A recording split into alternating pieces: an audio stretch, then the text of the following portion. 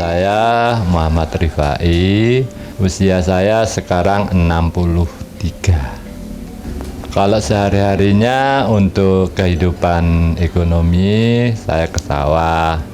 Di sela-sela ke sawah, saya buka bengkel las. Nah, saya ketempatan di dapur, istilahnya ditebakan di sini ya sebagai takmir musola. Jadi segala sesuatu yang mengurusi musola, baik dan buruknya musola, terus kegiatannya itu saya dibantu oleh yang lain. Pada prinsipnya yang diserahi penuh itu kok oleh masyarakat, kok saya.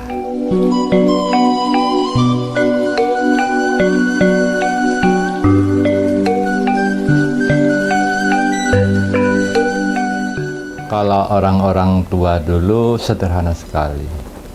Istilahnya mendirikan langgar atau musola itu awal mungkin untuk ya biar sholat itu bisa jadi satu di langgar, ya bisa berjamaah. Ya kok terus alhamdulillah masyarakat waktu itu juga antusias, jadi bisa berjamaah bersama-sama dalam kegiatan-kegiatan keagamaan, juga bisa bersama-sama di langgar tersebut pun sampai dengan sekarang. Jadi pada prinsipnya untuk meningkatkan iman dan takwa khususnya bagi keluarga dan masyarakat sekitar. Setiap kegiatan yang berbau kebajikan, baik itu kegiatan keagamaan atau kegiatan sosial kemasyarakatan, bisa menempati musola atau langgar al-muslim ini. Dasarnya karena langgar dan musola ini sudah wakaf. Jadi sudah bersertifikat insya Allah sejak tahun 1992. Jadi bukan milik keluarga lagi, tapi milik masyarakat atau jamaah Islam. Ya siapa yang mau nempatin itu. Nah.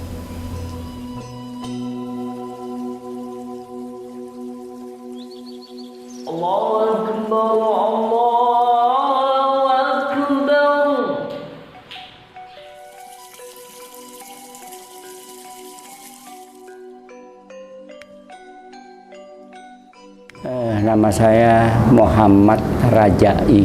Jadi usia 74 tahun sekarang. Kalau masalah jabatan, saya di sini memang guru ngajinya.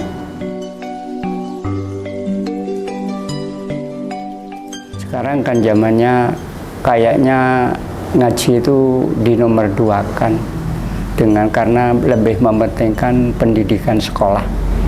Tapi di sini saya kira banyak membantu anak-anak yang ngaji di sini. Kan saya selain membaca Al-Quran itu kan saya beri pendidikan kayak menghormati orang tua, masuk ke rumah harus salam, dan ke sini harus juga salam dengan saya. Jadi itu pendidikan itu banyak membantu di pendidikan umum gitu di sini. Permasalahannya itu harus imbang. Jadi selain sekolah umum bekalnya untuk dia hidup, dan pembelajaran agama atau ngaji dan lain sebagainya, itu pembekalan dia besok di hari akhirat. Itu.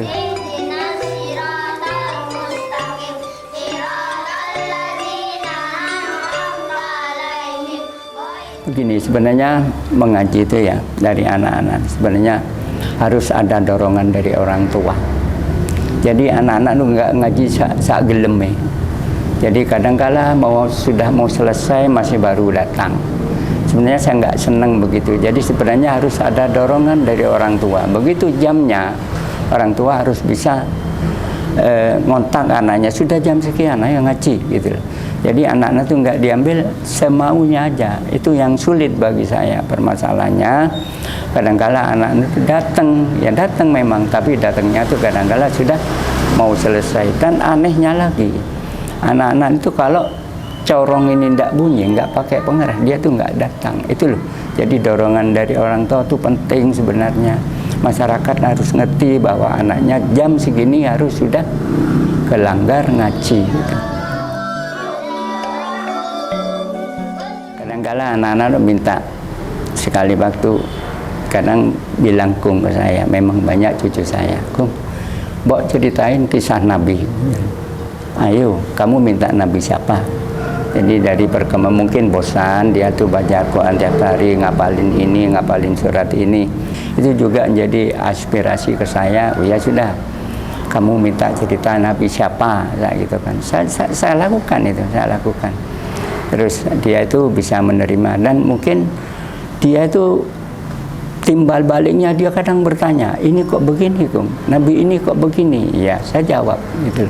Jadi sudah ada komunikasi timbal balik. Jadi perkembangannya anak-anak itu ya begitu diceritain begitu, dia mungkin punya pendapat, terus tanya balik ke saya. Itu yang membuat saya itu semangat mengajarin anak-anak itu kalau sudah ada timbal balik mengaji. Dan kadang-kala setiap huruf itu ya, setiap huruf yang penting kayak perintah puasa di dalam surat Al-Baqarah ayat 182 saya tunjukkan, ya ayyuhalladzina amanu, itu satu bahwa inilah perintah dari Allah untuk para umatnya untuk mengerjakan puasa. Jadi tidak perintahnya Nabi, ini perintahnya Allah di dalam Al-Quran ini, surat ini. Jadi dia sedikit memahami itu, dengan begitu dia itu merasa bahwa oh ya ini perintahnya Allah.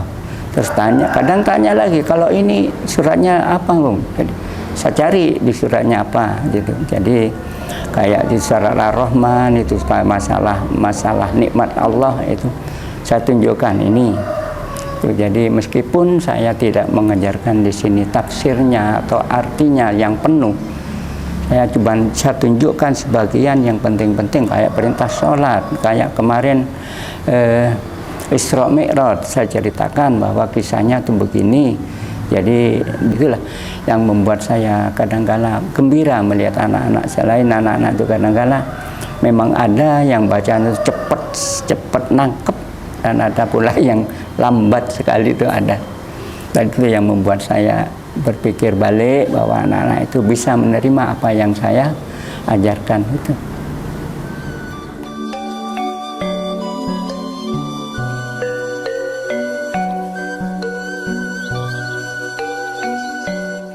Ini ya, terlepas dari bukan saya menggurui, Mas Mbak ini sudah saya anggap dewasa, sudah waktunya. Bagaimana kita harus bisa melaksanakan kewajiban kita sebagai hamba Allah. Utamanya sholat, ya. Utamanya sholat 5 waktu, sholat wajibnya dulu jenengan penuhi. Kenapa ya? Sholat itu adalah tiang agama. As-salatu minallah. Yang jelas, kalau tahu usia, umur itu kita semua tidak tahu. Itu merupakan takdir. Jadi 3 yang merupakan rahasia Allah, yaitu umur, rizki, dan jodoh. Kalau Mas dan Mbak itu sholatnya bagus, di hari besok perkara kelanjutannya akan mudah. Jadi kalau toh bisa dan diusahakan bisa, harus tetap diimbang. Dunia kita berjalan baik, akhirat kita juga berjalan dengan baik. Itu namanya hidup dan kehidupan yang baik, saya kira itu.